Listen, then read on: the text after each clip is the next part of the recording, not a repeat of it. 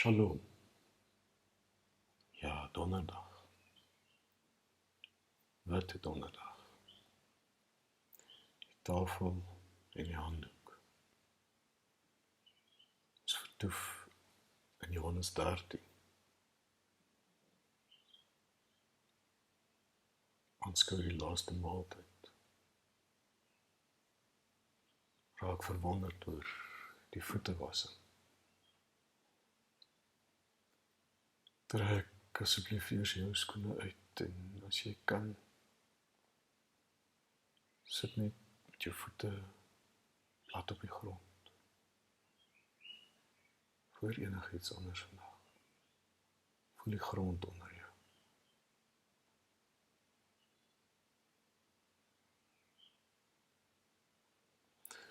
Vanaand is witte donderdag, die nag van die laaste maaltyd. Die nag van die handdoek en die waskorrel.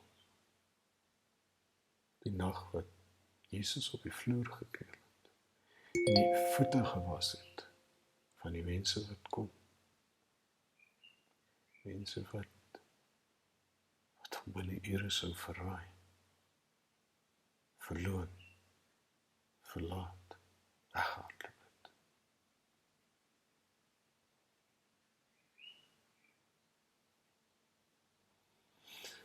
Markus Borg skryf dat hierdie maaltyd nie net 'n afskeid was nie. Dit was ook 'n uitstuur. Jesus het brood geneem, gewone brood, die soort wat by iemand se kombuis geleen is, en gesê, dit is my liggaam, vir julle gegee. Hy het die beker geneem en gesê, dit is die nuwe verbond. En toe, voordat enigiemand nog in die seremonie daarvan kon vasval, het hy opgestaan, handdoek om sy middel gebind en begin voete was. Paulus krimp in een, weier, u sal my voete nooit was nie. En Jesus sê, as ek jou nie was nie, het jy geen deel aan my nie. Dit is die konfrontasie van 'n heilige donderdag. Nie soldate nie, nie hoëpriesters nie, net 'n waskorrel met water en 'n man op sy knieë. Die vraag wat dit aan ons stel, is jy ontvanklik? Kan jy ontvang? Kan jy toelaat dat jy bedien word? Kan jy die valse self, die bekwame, in beheer, selfgenoeglike self, prestasiegedrewe self, een kan sit, lank genoeg om genade in te laat?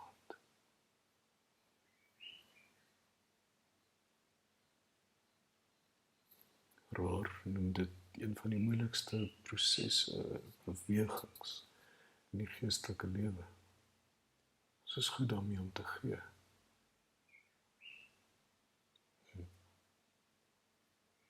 Ons is opgelei om te dien. Ons weet hoe nuttig te wees, maar om te ontvang, stil te sit, terwyl iemand jou voete was,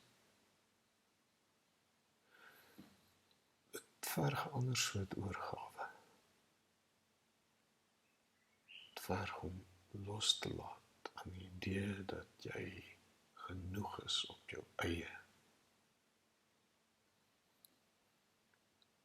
En Ackerman, in haar kwesbaarheid, haar kanker, haar verswakkende sig, het presies dit ontdek. Sy kon nie meer alles self doen nie. Sy moes ontvang.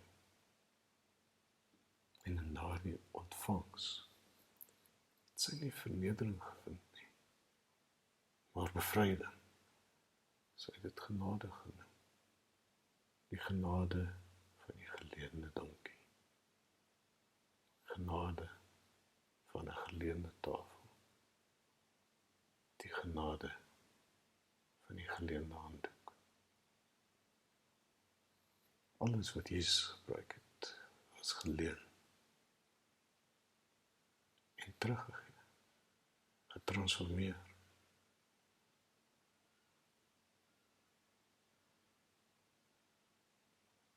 So vir vanaand, dalk een vraag om saam te dra. Wat moet ek ontvang, wat ek te trots of te bang was om te aanvaar? Hou hierdie vraag vas. Nie haastig daarmee wees nie. Laat dit tot die aand in jou werk. Kom ons haal weer diep asem. Shalom.